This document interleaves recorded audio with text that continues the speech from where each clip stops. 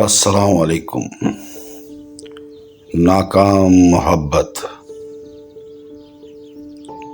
دوستو، یہ کہانی ایک ایسے شخص کی ہے جس نے محبت تو کی مگر اس کا انجام اچھا نہ ہوا۔ مجھے یہ کہانی اس شخص نے خود سنائی اور وہ آپ کی خدمت میں پیش کرتا ہوں۔ افضل مانسیرے سے کراچی جانا چاہ رہا تھا مگر اس کی ٹانگ تھوڑی زخمی تھی، اس لیے اس نے قریبی ٹیلی فون بوتھ سے اپنے گھر کال کی تو اس کی والدہ نے کہا، بیٹا تمہارے بڑے بھائی کی شادی ہونے والی ہے کل، اور تم فوراً کیسے پہنچ پاؤ گے؟ افضل نے سوچا، ٹھیک ہے امی جان، ویسے بھی میری ٹانگ زخمی ہے، شادی والا گھر ہے تو میں گجرانوالہ پھپھو کے پاس چلا جاتا ہوں۔ یہ کہہ کر اس نے ٹیلی فون رکھ دیا۔ اس نے وہاں سے گجرانوالے کے لیے بس پکڑی اور گجرانوالہ روانہ ہو گیا۔ رات کا سفر بن گیا۔ جب وہ گجرانوالہ جی ٹی روڈ پر اترا تو رات کے 3 بج رہے تھے۔ وہ کافی عرصے بعد اپنی پھپھو کے گھر جا رہا تھا کیونکہ اس کا تمام جیون کراچی شہر میں گزرا تھا۔ وہ چھوٹی چھوٹی گلیوں کو ذہن میں رکھتے ہوئے بڑی مشکل سے پھپھو کے دروازے تک پہنچا۔ رات کا گپ سناٹا تھا اور سردیوں کی راتیں تھیں، اس لیے کوئی بھی دکان کھلی ہوئی نہ تھی۔ چنانچہ اس نے دروازہ بجایا۔ اندر سے بڑی کڑک آواز آئی، کون ہے؟ اس شخص نے کہا، پھپھو میں افضل ہوں، کراچی سے آیا ہوں۔ پھپھو نے فوراً دروازہ کھول دیا۔ دروازہ کھولتے ہی اس کے سامنے اس کی ایک ضعیف پھپھو کھڑی تھی۔ پورا گھر اندھیرے میں ڈوبا تھا تو اس نے بڑی خوش دلی سے اس کو گلے لگاتے ہوئے، سر پر پیار دیتے ہوئے اندر بلایا۔ افضل پھپھو سے سلام دعا کر کے فوراً اپنے کپڑے تبدیل کرنے چل پڑا۔ جب وہ باہر نکلا تو پھپھو نے اس کے لیے روٹی اور سالن رکھا ہوا تھا۔ گھر کی حالت سے صاف ظاہر ہو رہا تھا کہ پھپھو کے سوا یہاں کوئی نہیں۔ افضل بتاتا ہے کہ کافی بڑا مکان تھا، تقریباً 12 مرلے کا مکان تھا، جس کے صحن میں پھپھو اکیلی لیٹی ہوئی تھی۔ افضل نے بتایا اس کی پھپھو بے اولاد تھی، بیوہ تھی، اور شادی کے بعد سے وہ یہیں رہ رہی تھی۔ اپنے شوہر سے ایک وفاداری کے وعدے پر انہوں نے کبھی یہ گھر نہیں چھوڑا۔ افضل نے پھپھو سے کہا، پھپھو میں آرام کرنے لگا ہوں۔ تو پھپھو نے کہا، بیٹا آپ سو جاؤ۔ جب صبح ہوئی تو کراچی سے افضل کو ایک کال آئی جو قریبی گھر میں P T C L phone پر افضل سننے چلا گیا۔ دوسری طرف اس کے والد صاحب تھے۔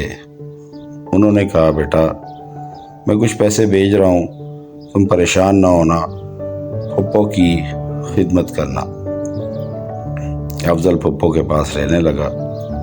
کچھ وقت گزرا تو افضل نے محسوس کیا اس طرح بے کام کے آوارہ رہنا مناسب نہیں، مجھے کوئی چھوٹا موٹا کام ڈھونڈنا چاہیے جب تک میں پھپھو کے پاس ہوں۔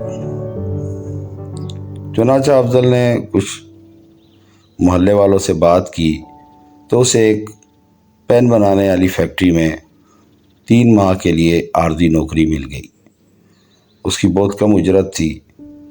افضل صبح ڈیلی پیدل چلتا اور فیکٹری پہنچ جاتا۔ اسے جس ڈپارٹ میں رکھا گیا وہ ریکوری ڈپارٹ تھا، یعنی کہ فیکٹری کا جو کچرا ہوتا ہے وہ وہاں پر اسٹاک کیا جاتا تھا۔ سپروائزر نے اسے پڑھا لکھا سمجھ کر اور کراچی سے اس کا تعلق دیکھ کر اسے لیڈیز ڈپارٹ کا کام سونپ دیا۔ افضل وہاں جاتا، وہاں پین بننے والے گتوں میں وہ اپنا کام کرتا اور انہیں پھاڑ کر ان کی تھپیاں لگاتا اور اسے نیچے لے آتا۔ وہ ایک پڑھا لکھا شخص تھا اور سمجھدار بھی تھا۔ اس ڈپارٹ میں اور بھی کچھ لوگ تھے، اس میں کچھ پنجاب کے مراسی ذات کے لوگ تھے۔ وہ اس کا مذاق اڑاتے کہ تم لڑکیوں کے ڈپارٹ میں کام کرتے ہو تو یہاں پر کوئی حرکت مت کرنا، نہیں تو تمہیں نوکری سے نکال دیا جائے گا۔ اور حقیقتاً افضل نے محسوس کیا کہ وہ جب بھی ڈپارٹ میں جاتا تو وہاں اسے ایک حدود سے زیادہ آگے نہ جانے دیا جاتا۔ وہاں ایک سائمہ نامی لڑکی تھی جس کی عمر 40 سال تھی۔ اس وقت افضل 23 سال کا تھا اور وہ سپروائزر تھی۔ افضل جب بھی اکثر کام کرتا تو اسے سائمہ اچھی لگتی۔ افضل اکثر زور کے وقت اپنا کام کرنے جاتا تو سائمہ کو نماز پڑھتے پاتا۔ اور بھی بہت سی لڑکیاں وہاں کام کرتی تھی جو دل پھینگ بھی تھی اور اپنے کھلے بالوں کی ادائیں بھی دکھاتی تھی، مگر افضل ایک سمجھدار لڑکا تھا اور اچھے گھرانے سے اس کا تعلق تھا، چنانچہ وہ ان پہ توجہ نہ دیتا۔ ایک ماہ اسی طرح گزر گیا تو وہ اب سائمہ کو پسند کرنے لگا۔ وہ فیکٹری سے جب نکلتا اسی وقت سائمہ بھی نکلتی اور وہ ٹانگے پہ بیٹھ کر گجرانوالے کے ایک مقامی علاقے میں چلی جاتی۔ افضل راستے میں کہیں نہ کہیں کھڑا ہو کر اسے جاتا ہوا دیکھتا۔ آخر وہ ایک سپروائزر لڑکی تھی، اس لیے اس کے ساتھ جو سہیلیاں ہوتی انہوں نے سائمہ کو کہنا شروع کیا کہ سائمہ یہ لڑکا ہمارے پاس کام کرنے بھی آتا ہے اور یہ بلا وجہ یہاں نہیں کھڑا ہوتا۔ وقت گزرتا رہا، سائمہ کو بھی یقین ہو گیا کہ یہ مجھ سے محبت کرتا ہے، مگر کوئی بات نہیں کرتا۔ فیکٹری کا ماحول تھا، وہاں کوئی بات نہیں ہو سکتی تھی۔ اسی دوران افضل کی 3 ماہ کا نوکری کا اپائنٹمنٹ بھی ختم ہو گیا اور اسے فیکٹری سے نکال دیا گیا۔ افضل خاموشی سے اپنے گھر آ گیا۔ اسے اتنی زیادہ پیسوں کی ضرورت نہ ہوا کرتی تھی۔ اس کے والد صاحب ہر 15 دن بعد معقول رقم کراچی سے بھیجتے۔ اصل میں اس کے والد صاحب چاہتے تھے کہ ان کی بہن کی افضل خدمت کرے اور اسے واپس کراچی لے آئے۔ افضل نے جب جاب چھوڑ دی اور نوکری چھوڑ دی، مگر وہ سائمہ کو دیکھنے ضرور جاتا۔ اس طرح اس نے سائمہ کا گھر بھی دیکھ لیا۔ جب محلے سے کچھ معلومات کی تو پتہ لگا سائمہ ایک یتیم لڑکی ہے اور ایک سوتیلے بھائی کے ساتھ رہتی ہے۔ اس کا سوتیلا بھائی اس کی شادی نہیں ہونے دیتا۔ افضل کو یہ بات ناگوار تھی، مگر افضل خود کفیل نہیں تھا اور اپنے فیصلے خود نہیں کر سکتا تھا، اس لیے وہ اچھے وقت کا انتظار کرنے لگا۔ کام چھوٹے 1 ماہ بھی نہ گزرا تھا کہ جو تڑپ افضل میں سائمہ کے لیے تھی اب وہ کہیں سائمہ میں جاگ پڑی۔ اب وہ اس کو دیکھنا چاہتی تھی مگر وہ کمپنی میں نہیں تھا۔ سائمہ یہ جانتی تھی کہ روز افضل کا دیدار ہو جاتا تھا، کیونکہ وہ کہیں نہ کہیں چھپ کر کھڑا ہو کر سائمہ کو کام سے جاتے ہوئے دیکھتا تھا۔ ایک دن افضل بتانے لگا کہ وہ اپنے ایک دوست کے ساتھ پان کھانے روڈ کی طرف چل پڑا اور ایک تھڑ پہ بیٹھ کے انہوں نے پان کھایا اور باتیں کرنے لگے۔ رات کا ٹائم تھا تو اس گلی میں ایک ٹینٹ لگا ہوا تھا جہاں کسی کی شادی تھی۔ افضل نے اپنے دوست سے پوچھا کہ یہ کیا معاملہ ہے، کس کی شادی ہے؟ تو اس کے دوست نے کہا کہ باس، جس فیکٹری سے تم کام کر کے آئے ہو وہ ہر سال 2 بچیوں کی شادی کرواتی ہے، اس میں سے ایک بچی کی شادی ہو رہی۔ افضل نے اسباب میں سر ہلا دیا اور خاموش ہو گیا۔ اسی اثناء میں گلی میں سے ایک چھوٹی بچی نکلی اور افضل اور اس کے دوست کو دیکھ کر واپس چلی گئی۔ افضل اس علاقے میں نیا تھا تو اس نے حیرانگی کا اظہار کیا اور اپنے دوست سے پوچھا تو اس کے دوست نے کہا یہ مجھے نہیں تمہیں دیکھ کر گئی ہے۔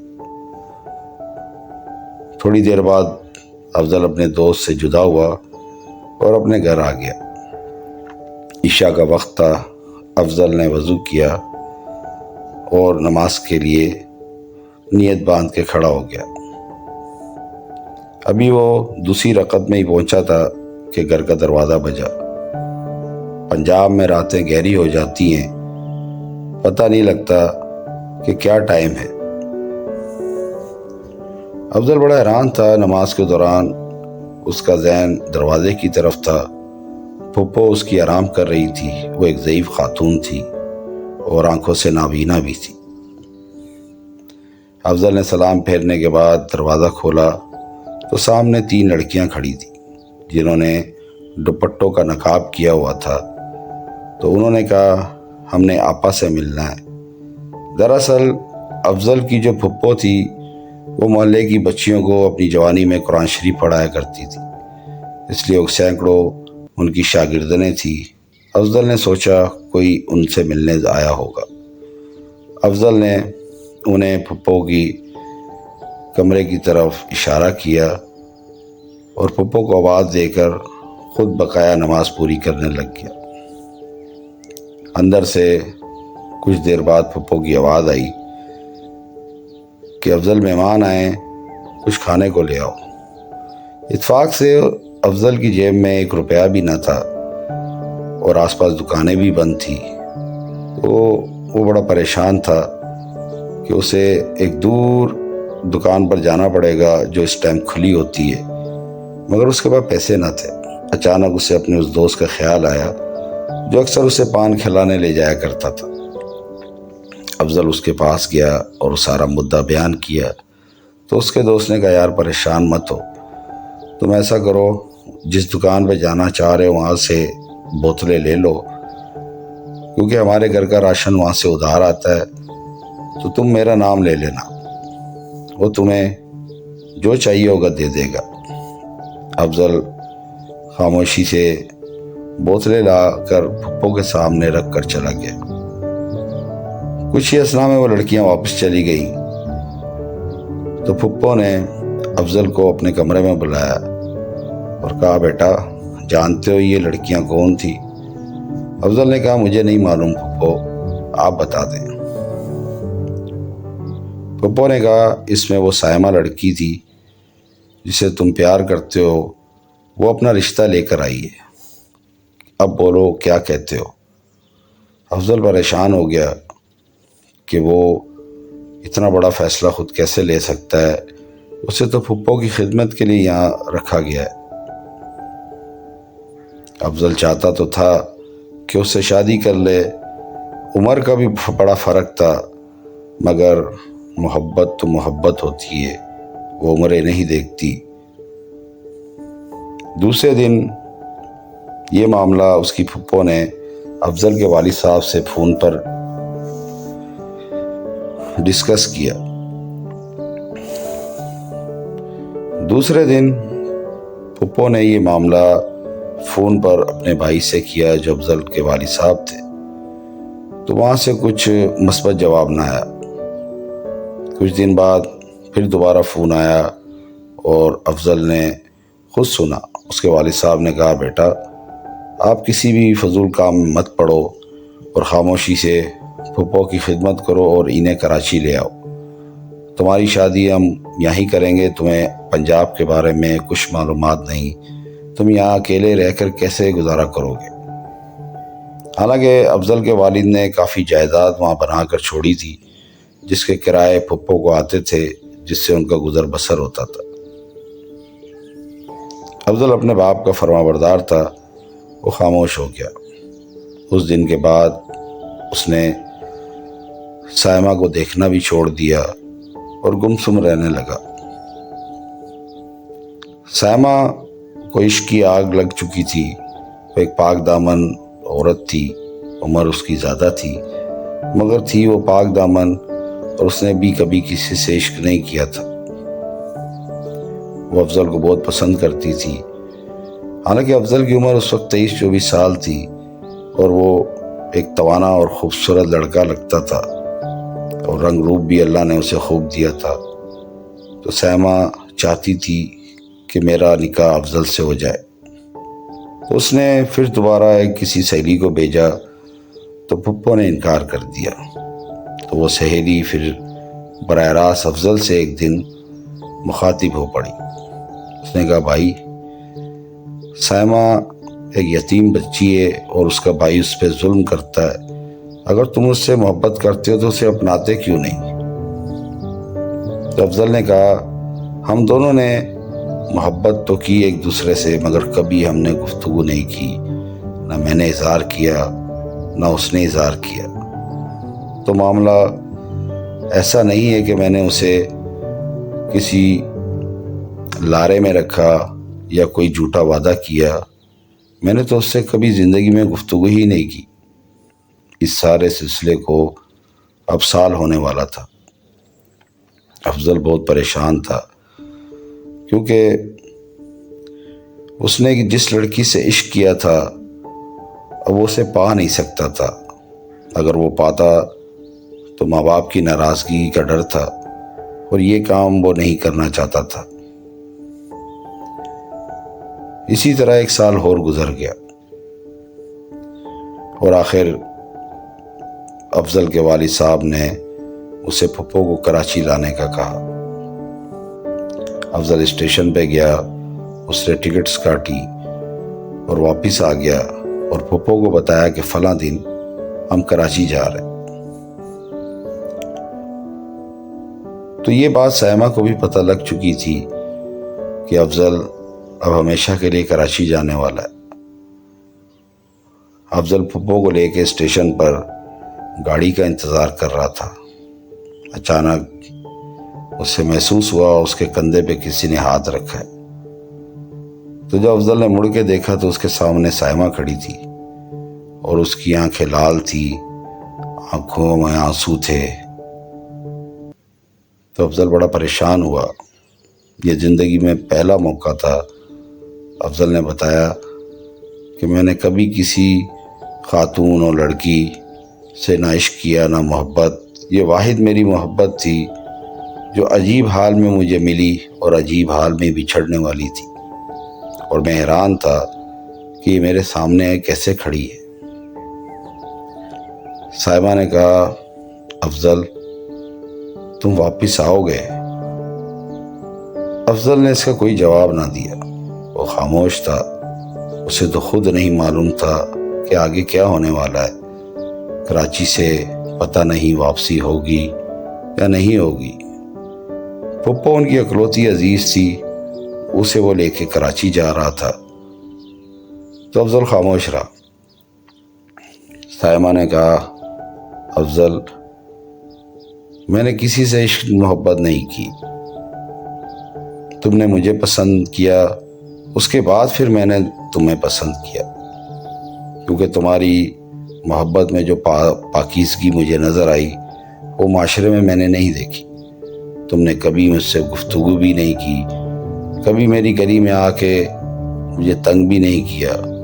تم نے ایک خاموش محبت کی اور اسے نبھایا بھی۔ دیکھو افضل، میں تمہیں مجبور تو نہیں کرتی، میں تم سے عمر میں بڑی ہوں، میری آمدن بھی بہت اچھی ہے، مگر تم فیصلہ کرو کیا واپس آؤ گے؟ افضل نے کہا میں اس کا جواب نہیں دے سکتا۔ دونوں اتنے کنفیوز تھے کہ افضل نے کہا میں نے نہ اس سے نمبر مانگا نہ اس سے کوئی ایڈریس مانگا کہ میں خط و کتابت کر سکوں، بس ایک محبت تھی جو زندگی میں ایک موقع پر مل گئی اور بچھڑ بھی گئی۔ افضل بتاتا ہے میں واپسی جب کراچی آ رہا تھا تو میرا ذہن بالکل خالی رہا، مجھے کچھ بھی سجائی نہ دیا، نہ میں پریشان تھا نہ میں خوش تھا، بس ایک عجیب سا ملال تھا، ایک عجیب سی کمی تھی جو میری زندگی میں خامخواہ آ گئی۔ افضل بتاتا ہے کہ سائمہ نے کسی کی بھی پرواہ نہ کی اور وہ اسٹیشن پر بہت زیادہ روئی تھی، اور اس کے بعد اس نے لیاقت کے نمبر پہ مختلف نمبروں سے کال بھی کی، مگر جب بھی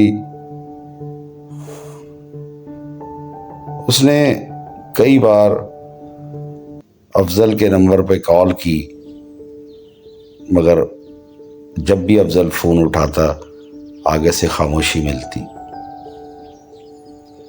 یہ ایک ایسی کہانی ہے جو حقیقت میں ایک شخص کے ساتھ گزری، اس نے مجھے بیان کی، تو دوستو وہ میں نے آپ کے سامنے پیش کر دی۔ افضل زندگی بھر سائمہ سے نہیں مل سکا اور نہ سائمہ کے بارے میں اسے کوئی معلومات ہو سکی۔ تو دوستو کیسی لگی آپ کو کہانی؟ اچھی لگے تو لائک کریں، سبسکرائب کریں، کومنٹس کریں۔ شکریہ۔